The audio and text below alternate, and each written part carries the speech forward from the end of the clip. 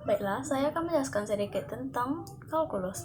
Kalkulus dalam bahasa Latin yaitu calculus, artinya batu kecil untuk menghitung. Ialah cabang ilmu matematika yang mencakup limit, turunan, integral, dan deret tak hingga. Kalkulus adalah ilmu mengenai perubahan, sebagaimana geometri adalah ilmu mengenai bentuk dan aljabar adalah ilmu mengenai pengerjaan untuk memecahkan persamaan serta aplikasinya.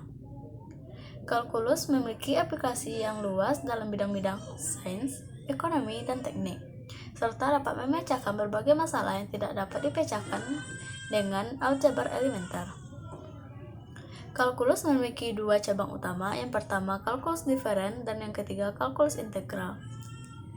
Kalkulus integral yang saling berhubungan melalui teorema dasar kalkulus. Pelajaran kalkulus adalah pintu utama menuju pelajaran matematika lainnya yang lebih tinggi, yang khusus mempelajari fungsi dan limit yang secara umum dinamakan analisis matematika. Sejarah perkembangan kalkulus dapat ditilik balik dalam 3 periode. Yang pertama periode zaman kuno, yang kedua zaman pertengahan, yang ketiga zaman modern.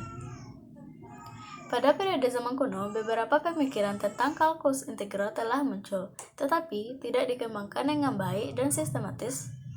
Perhitungan volume dan luas yang merupakan fungsi utama dari kalkulus integral bisa ditelusuri kembali pada Papirus Moskow, Mesir, tahun 1800 sebelum Masehi, di mana orang Mesir menghitung volume piramida terpancung. Archimedes mengembangkan pemikiran ini lebih jauh dan menciptakan heuristiknya yang menyerupai kalkulus integral.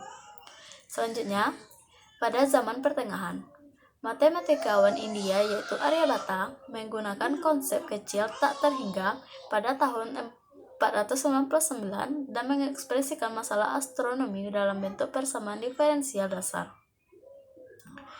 Persamaan ini kemudian mengantarkan Bhaskara II pada abad ke-12 untuk mengembangkan bentuk awal turunan yang mewakili perubahan yang sangat kecil tak terhingga dan menjelaskan bentuk awal dari teorema Rayleigh.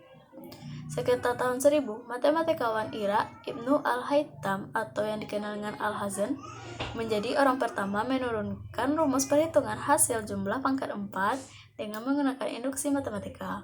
Dia mengembangkan suatu metode untuk menurunkan rumus umum dari hasil pangkat integral yang sangat penting terhadap perkembangan kalkulus integral. Pada abad ke-12, seorang Persia yaitu Sharaf al-Din al-Tusi menemukan turunan dari fungsi kubik, sebuah hasil yang penting dalam kalkulus diferensial.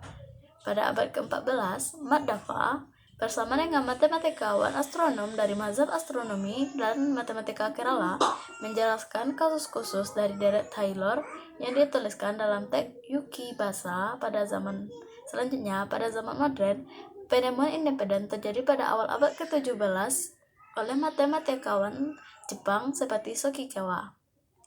Di Eropa sendiri, beberapa matematikawan seperti John Wallis dan Isaac Barrow memberikan terobosan dalam kalkulus. James Georgi membuktikan sebuah kasus khusus dari teorema dasar kalkulus pada tahun 1668. Selanjutnya, mengenai bapak kalkulus dunia masih menjadi perbincangan hangat sampai saat ini.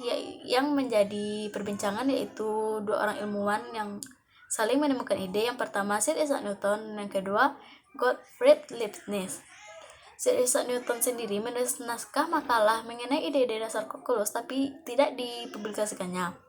Pada pertengahan tahun 1670, Gottfried Leibniz mengklaim bahwa ia menemukan ide kalkulus pada tahun 1674 dan mempublikasikan makalah yang ia tulis pada tahun 1684. Ketika Newton menyadari, Newton mengklaim bahwa Leibniz telah membaca sebagian manuskrip miliknya sebelum Leibniz mempublikasikan makalahnya. Kegunaan kalkulus sendiri banyak. Misalnya, penemuan kalkulus ini dipakai dalam bidang-bidang seperti matematika, sains, teknik, biologi, dan banyak lainnya. Bahkan ada beberapa industri yang tergantung erat dengan kalkulus. Engineering adalah salah satu sektor memakai hitungan kalkulus secara ekstensif. Hal yang sama bisa juga berlaku untuk sektor medis. Bahkan industri yang menggunakan data science, kalkulus ini sangat dibutuhkan. Selanjutnya, contoh penggunaan kalkulus pada kehidupan sehari-hari yaitu pada aplikasi penggunaan GPS. Dan yang terakhir, peranan kalkulus dalam teknik lingkungan. Menurut saya sendiri, peranan kalkulus dalam teknik lingkungan yaitu nanti kita bakal bertemu dengan mata kuliah perancangan bangunan pengolahan air bersih, yang mana kita akan mengolah data tersebut sehingga dibutuhkannya kalkulus. Sekian, terima kasih.